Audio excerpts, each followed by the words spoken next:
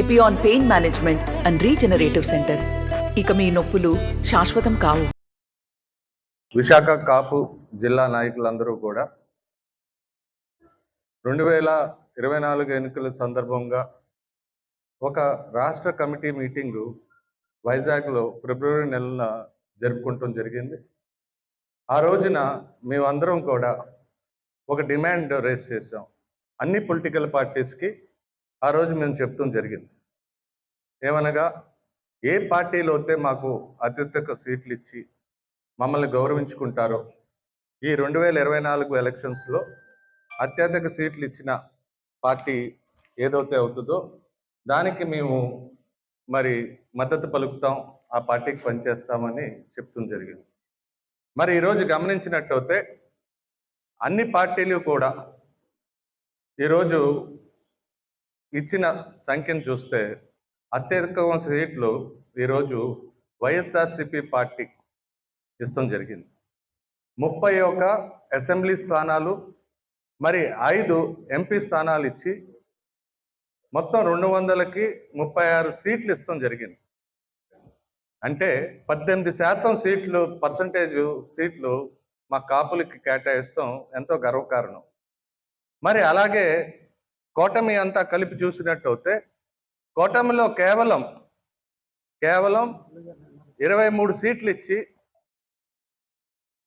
11.5% ఇష్టం జరిగింది. అలాగే టీడీపీ పార్టీ చూస్తే చాలా బాధాకరం. మొత్తం కలిపి ఎమ్మెల్యేలు ఎంపీ సీట్లు కలిపి వారు ఇచ్చింది కేవలం 12 సీట్లు. అంటే వారి శాతం చూసినట్టయితే 7.5% మాత్రమే ఇచ్చారు వారు. ఒకవైపు జగన్మోహన్ రెడ్డి గారు సామాజిక న్యాయం పాటిస్తూ ఉట్టి కాపులకే కాకుండా బీసీలకి, మరి అణగారిన వర్గాలకి, బడుగు బలహీన వర్గాలకి కూడా ఎక్కువ సీట్లు కేటాయిస్తాం జరిగింది.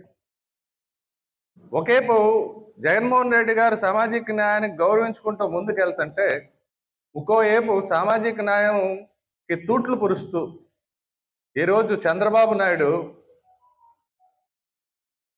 ఆయన సామాజిక వర్గానికి దినదిన అభివృద్ధి చెందేగా అత్యధికం సీట్లు ఇచ్చేసుకుని, మరి ఎవరైతే గొప్పలు ఉన్నారో, డబ్బున్న వాళ్ళకి ఈరోజు సీట్లు అమ్ముకుంటాం కూడా, సంపన్నులకి సీట్లు అమ్ముకుంటాం జరిగింది. చంద్రబాబు నాయుడు సంపన్నులకి సీట్లు అమ్మేసుకున్నారు. ఆయన వారు సామాజిక వర్గానికి, ఈరోజు వైఎస్ఆర్సీపీలో సొంత సామాజిక వర్గానికి కూడా 7 సీట్లు తగ్గించి మరి ఇవ్వాల్సి వచ్చింది సామాజిక న్యాయం కోసం. మరి ఈరోజు సీట్లు కేటాయింపు కూడా చూడమంటున్నారు. మరి విశాఖపట్నం జిల్లాకు వచ్చేటప్పటికి మొత్తం 3 సీట్లు ఇస్తాం జరిగింది. ఒక ఎంపీ, మరి 2 అసెంబ్లీ సీట్లు ఇచ్చి విశాఖ జిల్లాలో కాపులకు మాత్రం పెద్దపీఠమే వేశారు వైఎస్ఆర్సీపీ పార్టీ.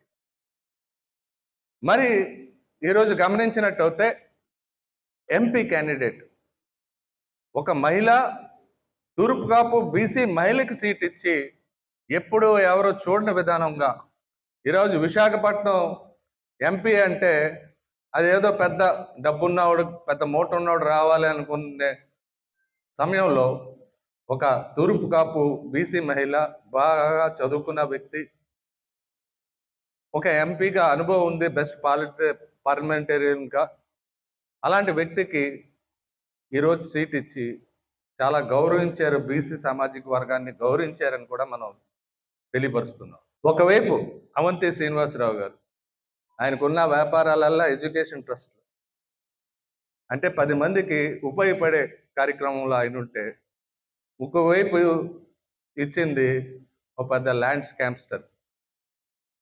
ఈరోజు మీరు అందరికీ తెలుసు, ఒక అవంతి శ్రీనివాసరావు అంటే నిజాయితీ పరుడు, అవినీతికి ఆమటి దూరంలో ఉండే వ్యక్తి అవంతి శ్రీనివాస్. నిత్యం ప్రజలతో ఉంటూ ప్రజాక్షేత్రంలో ప్రజల అభివృద్ధి కోసం, ప్రజల సంక్షేమం కోసం నిరంతరం అందుబాటులో ఉండే వ్యక్తి ఒక అవంతి శ్రీనివాస్. మరి ఇంకోవైపు మనం గమనించినట్టయితే మా కాపు కులానికి ద్రోహి. మరి ఆయన ఎప్పుడు కూడా ఎవరు అందుబాటులో ఉండడు. ఇక్కడ 2014 నుంచి 19 దాకా చేసాడైనా అందరికీ తెలుసు. ఈరోజు క్యాడర్ అదే మాట్లాడుకుంటుంది. మళ్ళీ ఎలక్షన్స్కే కనిపిస్తాడు మనకి, ఈ మధ్యలో కనిపించడని. ఎప్పుడు అందుబాటులో లేని వ్యక్తి నిరంతరం ఎవరికి అందుబాటులో ఉంటాడంటే ఆయన ఈ ల్యాండ్ మాఫియాలతోటి, సంపన్నులతోటే ఆయన ఎప్పుడు. ఇవాళ పార్టీకి టికెట్ తీసుకున్న తర్వాత మండలం ఇన్ఛార్జీలను ఎవరికి ఇచ్చారు మీరు గమనించాలని కోరుతున్నాను. ఈరోజు ఆయన మండల ఇన్ఛార్జీలు ఇచ్చింది రియల్ ఎస్టేట్ సంస్థలో ఉన్న అధిపతులకి మండల ఇన్ఛార్జ్. అంటే అప్పుడే దారదత్తం చేసాడు ల్యాండ్ మాఫియాకి. ఇంకా ఆయన ఎమ్మెల్యే అవ్వలేదు, అప్పుడే ల్యాండ్ మాఫియాకి దారాదత్తం చేసాడు. ఈ మండలం నువ్వు చూసుకో, ఈ మండలం నువ్వు చూసుకో అని. అంటే వారు పెట్టుబడులతో ఈయన రాజకీయం చేయబోతున్నాడు. ఈరోజు గంటా శ్రీనివాసరావు అనే వ్యక్తి ఎప్పుడూ కూడా చేసిన నియోజకవర్గం చేయడు. ఎందుకు చేయడు? అక్కడ ఎక్కడన్నా పాలన ఆయన ఉండదు కదా. ఎప్పుడు క్యాడర్తో మమైకం అయ్యి క్యాడర్ కోసం ఈరోజు తిప్పలు పడి లేదా అక్కడ ఉన్న నియోజకవర్గం ప్రజలకు ఏమన్నా సేవ చేస్తే మళ్ళీ ఆ నియోజకవర్గంలో ఆయన వచ్చి కంటెస్ట్ చేయొచ్చు. ఆయన ఎప్పుడు ఏ ప్రాంతంలో కూడా ఆయన కార్యక్రమాలు చేయడు, క్యాడర్తో మమైక్యమై ఉండడు, అక్కడున్న ప్రజలకు అందుబాటులో ఉండడు. మరి లాస్ట్ టైం మనందరం గమనించాం, నార్త్ నుంచి గెలిచాడు. అక్కడ ఉన్న లోకల్ స్థానిక నాయకుడు పరపతి వాడుకొని అతను గెలుస్తాడు. తర్వాత వాళ్ళ పరపతి చచ్చిపోతాం కాకుండా వాళ్ళు భ్రష్టు పట్టేటట్టు, ఎవరైతే ఈయనకి సపోర్ట్ చేస్తారో వాళ్ళు పరపతి అంతా భ్రష్టు పట్టేటట్టు వాళ్ళని అనాథలుగా వదిలేసి ఇతను అందుబాటులో లేకుండా తిరుగుతూ ఉంటాడు. నిరంతరం అధికార పార్టీ చుట్టూరా తిరుగుతూ అధికారం కోసం తిరుగుతా చట్టసభలకు ఎన్నిసార్లు వెళ్ళాడు ఆయన? గంటా శ్రీనివాసరావు అనే వ్యక్తి చట్టసభలకి ఎన్నిసార్లు వెళ్ళాడని నేను మిమ్మల్ని ప్రశ్నిస్తున్నా. మీ ద్వారా ఈరోజు ఆయన్ని ప్రశ్నిస్తున్నాను. కేవలం 10 రోజులు 7 రోజులు ఆయన చట్టసభలకు వెళ్ళాడు. అసలు చట్టసభకి ఆసక్తి లేనోడివి చట్టసభలకు ఎందుకు నీకు ఆరాటం అని ఈరోజు గంటా శ్రీనివాసరావుని నేను ప్రశ్నిస్తున్నా. అసలు నీకు చట్టసభలకు వెళ్ళాల్సిన ఆలోచన లేనప్పుడు ఈ చట్టసభలు ఎన్నికల్లో ఎందుకు పోటీ చేయాలని ఆరాటం నీకు? మేము బతిమాలుకుంటాం ప్రభుత్వాలని. ఒక పొలిటికల్ బ్రోకర్ పోస్ట్ ఏదన్నా ఉంటే మావిడికి ఇచ్చేయండి బాబు, మా విశాఖపట్నం జనాల్ని మాత్రం కొంచెం మీరు కాపాడండి. మళ్ళీ వచ్చేడంటే ఆ భూ మాఫియా వారికే ఉపయోగపడతాడు తప్ప ప్రజలకి ఎలాగా ఉపయోగపడ్డు. ఒక వింత ప్రచారం ఈరోజు ఆయన చేస్తున్నాడు. అసలు ఎప్పుడు కనిపించలేని వ్యక్తి, ఎవరికి అందుబాటులో లేని వ్యక్తి ఈ రోజంట భీమిలి నియోజకవర్గాన్ని మోడల్ సిటీ చేస్తాడంట. బాబు, మోడల్ సిటీ ఏం చేయక్కర్లేదు, నువ్వు కొంచెం అందుబాటులో ఉండు చాలు అని ప్రజలందరూ అంటున్నారు. ఇవాళ ప్రజలు ఏం కోరుతున్నారంటే అసలు ఈ బాధే వద్దురా బాబు అని. అతనికి మంత్రివర్గం ఇచ్చినప్పుడు ఏం కొత్త ప్రాజెక్టులు తెచ్చాడు వైజాగ్కి నేను అడుగుతున్నాను. అతను మంత్రివర్గంలో ఉన్నప్పుడు ఆయన ఎలాంటి అభివృద్ధి చేశాడు? అవినీతి చేశాడు. ఆయన ఒక్కడే కాదు, యావత్ కుటుంబం అంతా కూడా ఆ ఎడ్యుకేషన్ మినిస్టర్ ఇచ్చిన పాపానికి మొత్తం డబ్బులు తీసుకుని ట్రాన్స్ఫర్లన్నీ ఉద్యోగాలని చెప్పి ఈరోజు పేద ప్రజల దగ్గరికి వేస్తే ఒకళ్ళేమో ఒక సర్పంచ్ జైల్లో మొగ్గుతున్నాడు. అక్కడ అతను దొరికిపోయాడు. దీని గురించి సిట్టులో ఆయన పేరు ఉందా లేదా అని నేను అడుగుతున్నాను. సిట్టు దర్యాప్తులో గంటా శ్రీనివాసరావు పేరు ఉందా లేదా అని అడుగుతున్నాను నేను. సో నిరంతరం అవినీతి చేసినోడు మోడల్ నియోజకవర్గం ఎలాగ స్థాపిస్తాడని నేను అడుగుతున్నా. ఈరోజు జనసేన పార్టీ అంటే లేకపోతే అసలు ఆ జైలు దగ్గరే వెంటిలేటర్ మీద ఉన్న వాళ్ళకి ఆక్సిజన్ ఇచ్చింది ఒక వాళ్ళ పొత్తులో ఉన్న పార్టీ. వాళ్ళకి 24 అన్నాడు, 24 నుంచి తీసుకొచ్చి 21కి చేస్తాడు. మళ్ళీ 11 మంది టీడీపీ వాళ్ళని తీసుకెళ్లి జాయిన్ చేసాడు. అంటే ఎంత కుట్ర చేస్తున్నాడో గమనించమని కోరుతున్నాను ప్రజల్ని, ముఖ్యంగా మా జాతిని కోరుతున్నాను. ఈరోజు ఎక్కువ శాతం సీట్లు ఇస్తాం వల్ల రాజ్యాధికారానికి మేము దగ్గర అవుతున్నావా లేదా అంటున్నాను. ఒక ఊర్లో సర్పంచ్ గెలిస్తే ఆ ఊర్లో రాజ్యాధికారం ఆ వ్యక్తికి వచ్చినట్టు. ఒక నియోజకవర్గంలో ఎమ్మెల్యే గెలిస్తే ఆ ఏరియాలో రాజ్యాధికారం వచ్చినట్టు. అలాగా ఎక్కువ శాతం సీట్లు ఇచ్చి జగన్మోహన్ రెడ్డి మాకు రాజ్యాధికారంకి చేరువుగా చేరుస్తుంటే చంద్రబాబు నాయుడు మాకే కాదు వాళ్ళు కూటమిలో ఉన్న పార్టీలకు కూడా ఏ రాజ్యాధికారాలు చేయట్లా. అసలు వాళ్ళు భూస్థాపితం చేస్తలో ఆయన నిమగ్నం అయి ఉన్నాడు. ఇదంతా మీరు గమనించాల్సిందిగా కోరుతూ, ఇలాంటి కుట్రలో చెప్పుకుంటా పోతే 2 రోజులు సరిపోతుంది మనందరికీ. కానీ సమయం భావన పాటిస్తూ మీ అందరినీ మేము కోరేది ఏంటంటే, మీ ద్వారా ఈ ప్రజలు కోరేది ఏంటంటే, ఇలాంటి కుట్ర రాజకీయాలు, అవినీతి పరుల్ని ఈరోజు మనం వెలకొట్టలేకపోతే అభివృద్ధి చెందదు. ఎందుకంటే ఈరోజు మీరు గమనించినట్టయితే ఈ 99% మేనిఫెస్టోలో ఉన్నాయి ఈ వైఎస్ఆర్సీపీ పార్టీ అన్ని చేసి సంక్షేమంలోనే ఈ భారతదేశంలోనే నెంబర్ 1 స్థానంలో నిలుస్తుంది. ఈ టర్మ్ విజన్ వైజాగ్ అని చెప్పి జగన్మోహన్ రెడ్డి గారు చెప్పారు. అభివృద్ధి జరుగుతుంది, ఇండస్ట్రీస్ వస్తున్నాయి, పోర్ట్లు చేశారు లాస్ట్ టర్మ్. నిరంతరం లాబింగ్ చేసుకుని అతని వ్యాపారాలు అవి చూసుకుంటాం తప్ప గంటా శ్రీనివాసరావు అనే వ్యక్తికి దేనికి పనికిరాడు. ఇక్కడ పెద్ద ఆశ్చర్యకర విషయం ఏంటంటే, ప్రతి మీటింగుల్లో పవన్ కళ్యాణ్ గారు పెట్టే ప్రతి మీటింగులో గంటా శ్రీనివాసరావు గారిని తిట్టలేకపోతే ఆయనకు మనసుకి సంతృప్తి కలగదు. ప్రజారాజ్యం పార్టీలో మా అన్నయ్య గారిని మోసం చేసి పార్టీని భూస్థాపితం చేసింది గంటా శ్రీనివాసరావు గారు లాంటి వ్యక్తులే అని చెప్పి ప్రతి పార్టీ మీటింగ్లో ఆయన చెప్తాడు. మరి ఆయన మాట కూడా నెగ్గదో, మరి వినరో, అంతా చంద్రబాబు నాయుడు గారిదే అనేది బయట టాక్ ఉంది. కానీ చంద్రబాబు నాయుడిని కూడా విస్మరించి ఏమాత్రం గౌరవం ఇవ్వకుండా లోకేష్ అనేవాడిని బచ్చా అని అవమానపరిచిన గంటా శ్రీనివాసరావు దగ్గర ఎంత డబ్బులు తీసుకున్నారని టికెట్ ఇచ్చారు.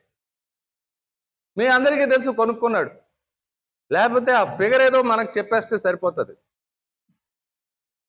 ఈరోజు నేను అడుగుతున్నా, నీకు బ్యాంక్ లోన్లు ఉన్నాయి, ఆప్షన్లు వేసేస్తున్నామని డేట్లు వేస్తున్నారు. మన ఇండియన్ బ్యాంక్ ఆయనకి నోటీసులు పంపించింది, ఈనాడు పేపర్లో కూడా వచ్చింది. మీరు బ్యాంకులు తీసుకున్న రుణాలు కట్టరు, మీరు ఇతరులు తీసుకున్న డబ్బులు వాపసు ఇవ్వరు.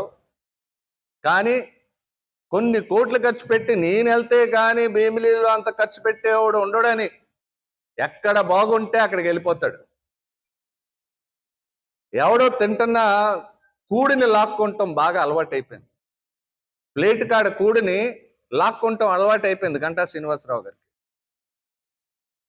ఒక రైతు భూమి సాగు చేసి దున్ని అన్ని చేసుకుని వరేసుకుని దానికి కావాల్సిన మందులన్నీ కొట్టుకుని కోత దగ్గర వెయిట్ చేస్తుంటే కోత పట్టుకెళ్ళిపోయేవాడిని ఏమంటాం? పంటని పట్టుకెళ్ళిపోయేవాడిని ఏమంటాం? బండిపోతు దొంగ అంటాం.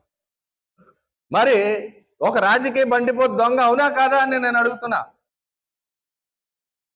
ఈరోజు గంటా శ్రీనివాసరావు చేస్తున్న కార్యక్రమాలు చూస్తుంటే ఆయన ఒక రాజకీయ బండిపోతు కాదా? ఒక వ్యక్తి ఇక్కడికి వచ్చి ఎంతో కష్టపడి ఆ పార్టీని నిలబెట్టి చేస్తుంటే మరి అలాంటి పార్టీ, టీడీపీ పార్టీ ఇలాంటి వ్యక్తికి ఇచ్చింది అసలు ఆ పార్టీయే సిగ్గుపడాలి. యావత్ కూటమి సిగ్గుపడాలి. ఇవాళ ఆయన చేసిన చర్యలు అన్నీ అందరికీ తెలిసినవి, అందరూ చూసినవే. మనం ఈరోజు మనం ఎలాగా జాలి పడుతున్నాం ఆ కూటమి పార్టీల మీద, ఆ పార్టీలో అయితే సిగ్గుపడాలి ఈయనకి టికెట్ ఇచ్చినందుకు. ఈరోజు గంటా శ్రీనివాసరావుకి టికెట్ ఇస్తాం వల్ల కేవలం భీమిలి కాదు, మొత్తం విశాఖపట్నం ఈరోజు బాధపడుతుంది. నేను ఆయన కాపు ద్రోహి అంటంలో ఏం తప్పలేదు, ఎందుకంటే నా దగ్గర అనేక ఉదాహరణలు ఉన్నాయి.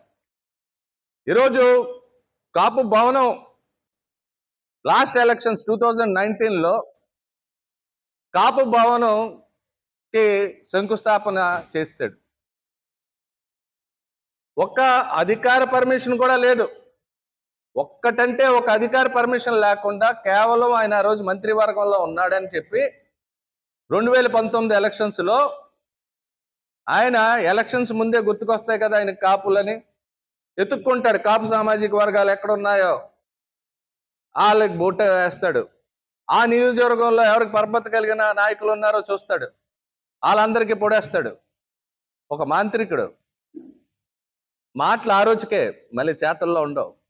చేసి ఇంత చేసేస్తాం అంత చేసేస్తాం అని చెప్పి ఆ రోజు శంకుస్థాపన చేశాడు ఎండాడిలో కాపు భవనం అని. ఏ అధికార పర్మిషన్ లేకుండా పై చినుకు. అది విజయసాయిరెడ్డి గారు ఒక కన్వెన్షనల్ సెంటర్ గురించి ఆయన వేసేస్తే, లేని భూమి రికార్డ్స్లో ఉండదు కదండి. ఇచ్చిన భూమి అయితే రికార్డ్స్లో ఉంటుంది, లేని భూమి రికార్డ్స్లో ఉండదు. ఆయన ఏదో చేస్తుంటే అవంతి శ్రీనివాసరావు మీద ఒక బుర్ర చల్లపోయాడు, నేను తెచ్చింది అవంతి శ్రీనివాస్ పాటు చేస్తున్నదని. కానీ అవంతి శ్రీనివాసరావు గారు చిత్తశుద్ధి కలిగిన ఒక నాయకుడు. ఈ కాపు సామాజిక వర్గానికి, కేవలం కాపు సామాజిక వర్గం కాదు, అన్ని సామాజిక వర్గాలని కలుపుకొని ముందుకు తీసుకెళ్తూ ఆయన పుట్టిన కాపు జాతికి కూడా ఏ రోజు సాధారణంగా ఏంటంటే మా కాపుల్లో ఒక ఉంది, 4 పైసలు రాగానే కొంచెం ఎదగగానే కాపులు అనకూడదు మనం అని. కానీ ఆయన అలా కాదు. అన్ని సామాజిక వర్గాలకి గౌరవం ఇచ్చుకుంటూ కాపు సామాజిక వర్గానికి కూడా ఆయన నుంచుంటాడు ఇబ్బంది వచ్చినప్పుడు. మరి ఆయన పార్టీ పెద్దల దగ్గర తీసుకెళ్లి విజయసాయి రెడ్డి గారి దగ్గరికి కానీ, జగన్మోహన్ రెడ్డి గారి దగ్గరికి కానీ, ఆడెవడో ఏదో పని చేశాడు. ఈరోజు కాపులు ఎమోషన్స్, సెంటిమెంట్స్ వచ్చినాయి కాబట్టి మనం చేద్దామని కేవలం ఒక కాపు కులంతో మొదలైంది, కాపు కులంతో అంతం అవ్వకుండా బీసీ కులాల అన్నిటికీ కూడా ఈరోజు ఒక గంటా శ్రీనివాసరావు తప్పితాన్ని మలిచి అందరికీ న్యాయం జరిగేలాగా అందరికీ ఈరోజు భవనాలు ఇస్తూ శాంక్షన్ చేస్తాం జరిగింది. అన్నీ కూడా ఈరోజు మన ఫౌండేషన్ స్టోన్స్ వేసుకున్నాం, భూమి పూజ చేసుకున్నాం, రాగానే శాంక్షన్స్ కూడా అయిపోయినాయి. ఇంక అర్థమే ఆలస్యం. అది పరిపాలన అంటే, అదే ఒక చిత్తశుద్ధి అంటే.